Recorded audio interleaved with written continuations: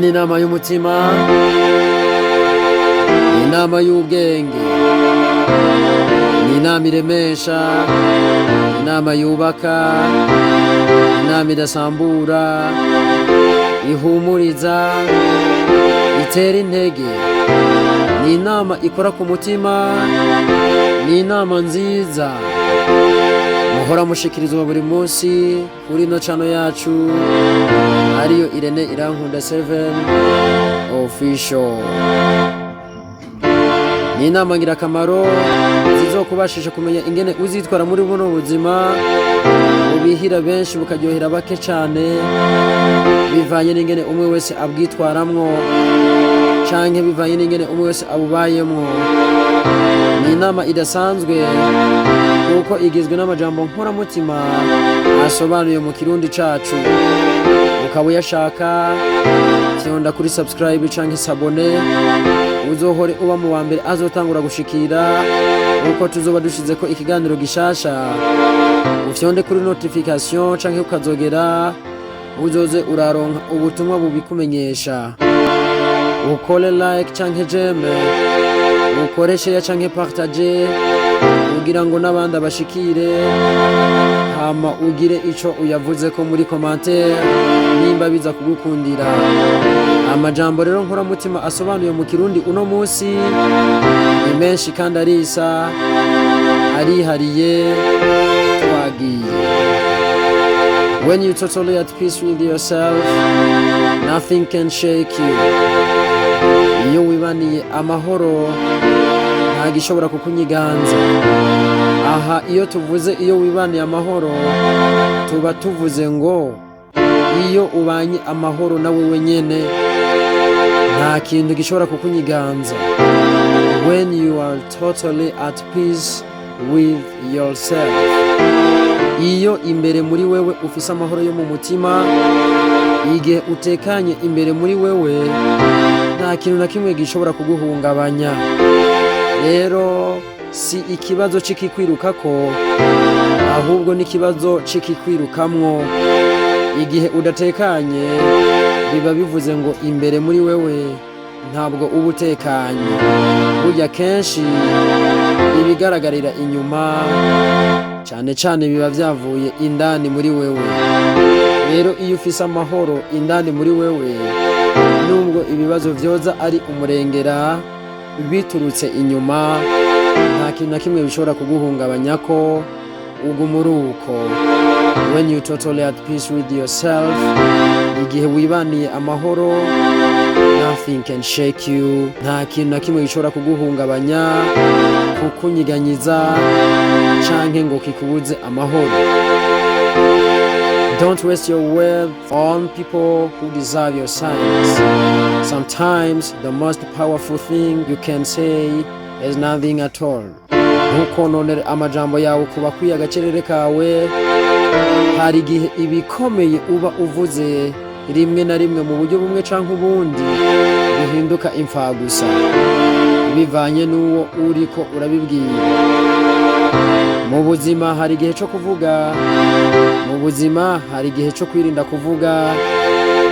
Menya rero ico gihe cyo kuvuga, menya n'igihe cyo guceceka, kuko byose hari igihe bikenerwa bivanye naho ugeze, bivanye nabo ugezemwo, bivanye n'ikibanza urimwo, bivanye n'ibintu byinshi cyane. Don't waste your words on people who deserve your silence. Sometimes the most powerful thing you can say is nothing at all. By closing our eyes, the problem doesn't go away and the eye doesn't open without any trouble. Iyo twugaye amaso yacu, ingorane ntiziba zagiye kure, kandi amaso nayo ntashobora kuguruka iyo atabibazo bihari. Buriya ibibazo iyo tubihunze canke tukavyirengagiza, byo turagumana. Rero bamwe mu kubihunga barashobora kwidroga, bakiyahuza ibiyayuramutwe kugira bya bibazo bihere. Ariko igitangaje nuko inyuma yo gutora ubwenge, inyuma yo kwiyahuza bya biyayuramutwe, ivyo bibazo wari ufise uburemere bwavyo usanga bwigwije nka kabiri. Rero dukuzwa n'ibibazo ntitukabihunge, amaso yacu mbere aruguruka iyo hari bitagenda neza, kuko duca duhiga inyishu zavyo, kandi ntawe uhiga ikintu ahumirije. By closing our eyes, mu kugara amaso yacu, the problem doesn't go away, ingorane ntabwo zica ziduhunga. And the eye doesn't open without any trouble, birumvikana yuko amaso yacu adashobora kuguruka iyo atabibazo dufise. Dukora ubushakashatsi, buri kimwe mu bidukikije cabonetse kubera ko hariho ingorane runaka. Abantu bariyumviriye bagira kure, bugurura amaso yabo, barahiga inyishu z'ibibazo byari bihari. Nico gituma ubona amabarabara ahari, nico gituma ubona inzu zihari, nico gituma ubona imodoka zihari, nico gituma ubona indege zihari. Ikintu cyose ushobora kugarukiriza kwa amaso cabonetse kubera yuko hariho ingorane runaka. Abantu barugurura amaso, bituma ico kintu bakibona mu vyiyumviro, baraheza baragikora, baragishira kuri ino si. Being a leader is to make people you love hate you a little more each day. Kuba umurongozi mwiza ni ugutuma bukunda bashobora kukwanga igihe runaka, ariko iciza nuko mu nyuma babitahura. Umugenzi mwiza rero si wawunda gushikira mu mafuti, ahubwo ni wawunda kubwira ukuri kukubabaza igihe gito, ariko mu nyuma ukazonezerwa ubuzima bwawe bwose. Iri jambo naryo rirumvikana ko being a leader, kuba umurongozi mwiza, is to make people you love hate you a little more each day. Kuba umurongozi mwiza ari ugutuma abo ukunda bashobora kukwanga igihe runaka. Umurongozi mwiza ni wa wundi yubahuka kuguhanura n'igihe abona ko biza kukubabaza. Your value doesn't decrease based on inability of someone to see your worth. Agaciro kawe ntikagabanurwa nuko hariho umuntu yananiwe no kugatahura. Ivyo navyo bizirikane, ntukiyumve ko atacumaze kuko hariho umuntu yagukengereye. Ico ni kibazo ciwe si icawe. Your value doesn't decrease based on inability of someone to see your worth. Agaciro kawe ntabwo kigira kagabanurwa nuko hariho umuntu yananiwe no kugatahura. Abantu ntidufise amaso amwe, ntitureba kumwe, nta nubwo twiyumvira kumwe. Bamwe bazobona ko ufise agaciro, abandi bakabure. Byose uzobibamwo uko nyene, ariko ico nokubwira nuko wewe wohumura ukabandanya ukora ivyo uriko urakora, kuko agaciro kawe ntikazigira kagabanurwa nuko hariho uwananiwe no kugatahura. To one who has faith, no explanation is necessary. To one without faith, no explanation is possible. Ku muntu yavyizeye nta siguro ziba zigikenewe, ku utavyizera nawe nta siguro nimwe ishoboka womuha. Reka guta umwanya rero wibaza ko ivyo ubona ko bikunda, ariko n'abandi bantu bose bazoca babibona. Twese ntitwaremewe bimwe. Burya umwe avuga ko bidashoboka, n'umwe avuga ko bishoboka, bose baba bari mu kuri. Umwigisha asumba abandi niwe yigeze kwivugira ngo bikubere uko uvyizeye. Nanje nti utavyizera ntibizigera bigushobokera habe n'intete. To one who has faith, no explanation is necessary. To one without faith, no explanation is possible. Ku wavyizeye nta siguro ziba zigikenewe, ku utavyizeye nawe naho wosigura gute ivyo kuri we ntibikunda. The beginning is always today. Intango yama iri uno munsi. Twibukanye ko ejo hatabaho. Iri jambo nama ndarivuga nti tomorrow doesn't exist. Ejo ntihabaho. Kuguma uhindura amasango ntaco bizokumarira. Mbega hoho ninde yakubwiye ko uzoshika ejo? Nta numwe. Rero ejo ntiyo habaho. The beginning is always today. Intango yama ari uno munsi. Niwashaka gukora ikintu, niwashaka kugera kure, niwashaka gutangura ibintu, bitangure uno munsi. Ejo ntihabaho. It always seems impossible until it's done. Buri gihe biba bisa n'ibidakunda gushika igihe bikorekeye. Aya n'amajambo agutera intege, akwereka yuko hariho ivyo abantu bazokubwira ngo ntibibaho, ivyo ntivyokunda, ivyo ntavyo uzogerako. Igihe cose bisa naho bidakunda gushika igihe bikorekeye. Kandi ico nkundira abantu ni kimwe, nuko baca baza kukubaza ngo buri gihe biba bisa n'ibidakunda gushika igihe bikorekeye. Aba negative people bazoguca intege. Uzumenye yuko buri gihe bisa n'ibidashoboka nyene, kugeza igihe uzobishoborera. Byose birashoboka, ariko usabwa kubikora hanyuma ukabona kubikoretse. Rero iri ni ijambo ryo gutera intege. Ntutinye kurota binini, ntutinye kurota binini. Ndabisubiyemo kuko bisa n'ibidashoboka buri gihe, ariko iyo bikoretse abantu bose basigara babibona ko ari ibisanzwe. Better silence than talking nonsense. Wotuma winumira hako uvuga ibitagira akamaro. Hariho abantu uza wumva badukana amajambo atagira akamaro, amwe twita amajambo asunitswe n'impwemu. Ejo no bahanura ni kimwe. Better silent than talking nonsense.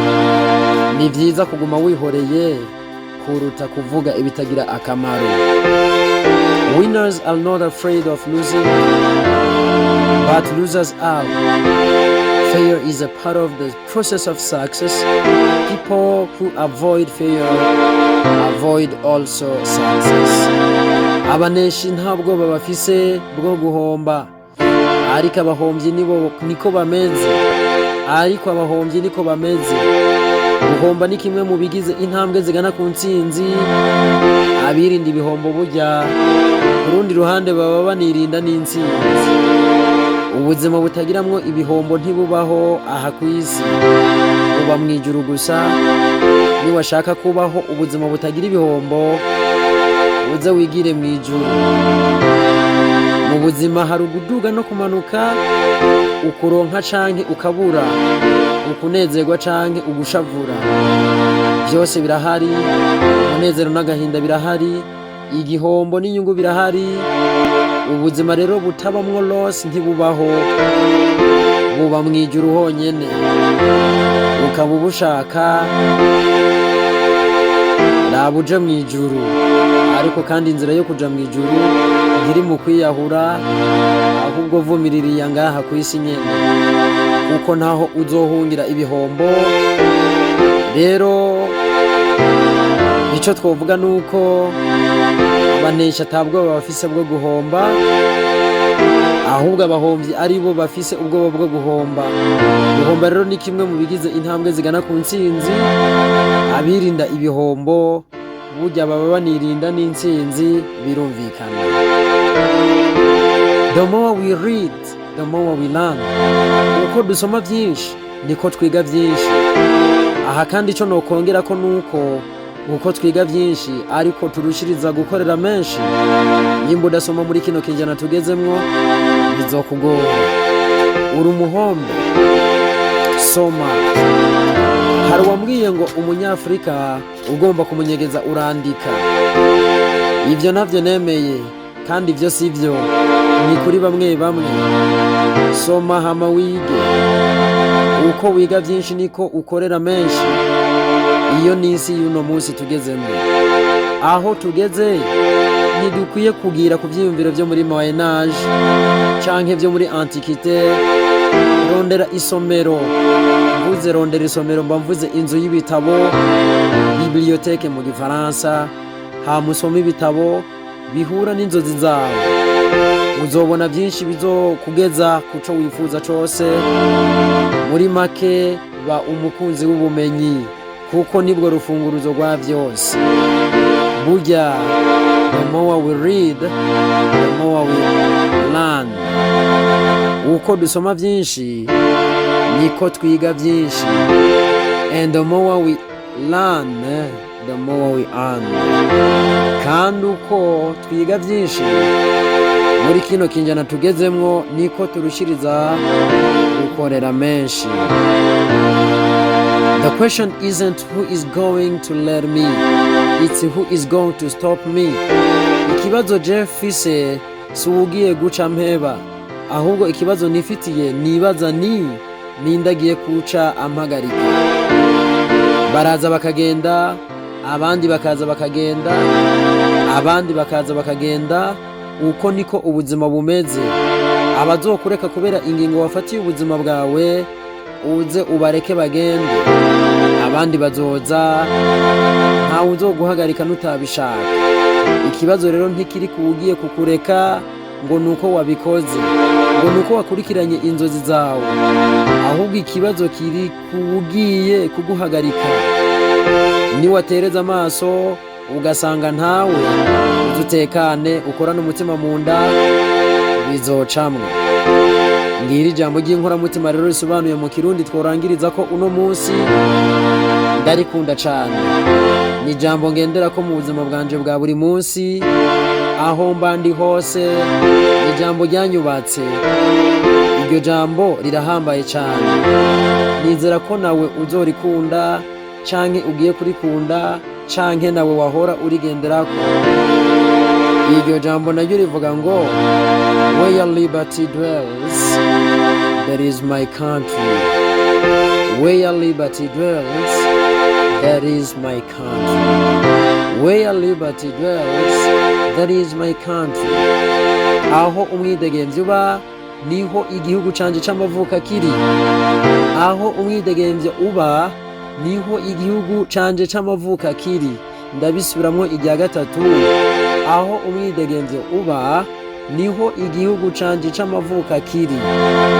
Nkunda umwidegemvye kubi, nkunda kubana n'abidegemvya kubi. Imana yampaye umwidegemvye wubahwe cyane. Nta muntu n'umwe nahaye uburenganzira bwo kuntegeka uko mbaho, kuko ndidegemvya. Nta wuntegeka ivyo nizera, kuko ndidegemvya. Nta wuntegeka ivyo mfungura n'ivyo nywa, ivyo nambara aho mba, ivyo mvuga n'ivyo nkora, kuko ndidegemvya kubi. Byose ndabikora uko ndabishaka, kuko ndidegemvya. Kandi ubwo buryo bwo kubaho burampagije. Iyo nyuzwe nuko mbayeho biba bihagije, uko bobifata kose, ico bobivuga ko cose, ingingo bomfatira zose, kuko ndazi ko nahamagariwe kwidegemvya. Umuhamagaro wanje ni umwidegemvya. Nahamagariwe kwidegemvya, kandi nkora uko nshoboye kose kugira ngo n'abankikije be n'abanyumva nabo bidegemvye.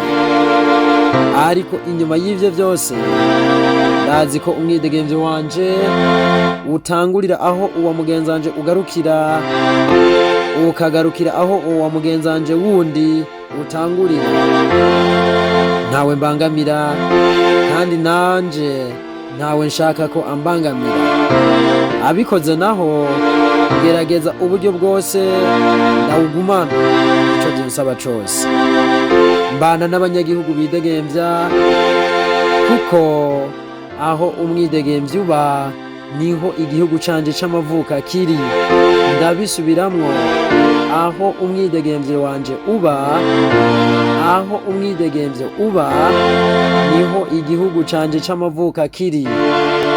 Ntuzundonderere mu gihugu c'abaja, ntuzundonderere mu gihugu c'ababereyeho abandi, ntuzundonderere mu gihugu c'abatidegemvya. Where liberty dwells there is my country. Igihugu canje c'amavuka kiri aho umwidegemvye wanje wubahirizwa. Amajambo y'inkoramutima rero asobanuye mu Kirundi murabizi ko ari menshi cyane. Tuba twabahitiyemwo amwe muri yo kugira ngo rimwe ritagufashije irindi ribigukorere. Kino kiganiro rero namba wagikunze bimbwire muri commentaire, nimba utagikunze duhurire muri commentaire. Ndagukunda na hejo naho ubutaha. Mwari kumwe na Irankunda Irene muri kino kiganiro.